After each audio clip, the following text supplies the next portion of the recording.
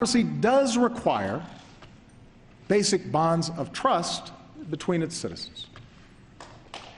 It doesn't work if we think the people who disagree with us are all motivated by malice.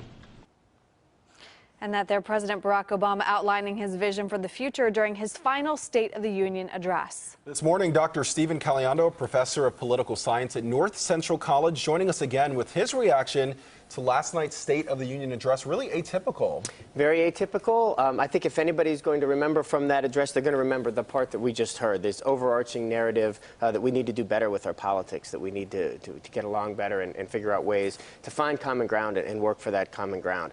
And you know, part of what we do, of course, is watch the Vice President and the Speaker of the House sitting behind and what kind of facial expressions they're making. And I think we could best characterize Speaker Ryan as not being impressed. I think he only clapped twice throughout the whole speech, which is a little less than you normally see, because a lot of these statements are kind of unifying. But he was clear that he was mean mugging. He was mean mugging, yeah. One soundbite we wanted to get to, we knew something he would talk about was ISIS.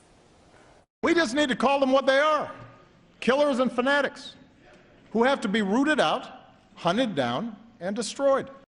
We knew we needed to hear strong language. Yeah, typical sort of presidential tough talk. Not a lot of talk on foreign policy, but even that comment has to be tempered in the greater message that he was putting forward, that we can't run around nation building and being the police officers of the world. And so it was an interesting sort of balance that he tried to strike there. Yeah, and another big thing, obviously on a lot of people's minds, the economy. He did touch on the financial crisis. Let's take a listen.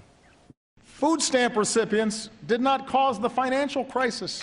Recklessness on Wall Street did.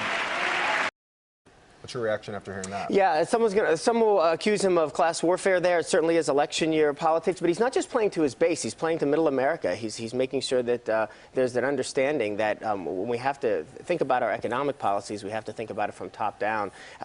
He tipped his hat a little earlier in the speech to Speaker Ryan and his efforts to curb poverty. And so I think that he's looking for those spaces where there is common ground, and maybe we can get something done the next 12 months. One more question I wanted to get in is what you thought of Nikki Haley's Republican response. It was an interesting speech. I mean, again, a lot of the things that we normally see from the responses, which is critical of the points, but since there weren't a lot of points, she also was talking in broad narratives. Like the president, she took responsibility for her party's part in the incivility that has characterized Washington, and I thought that part was interesting.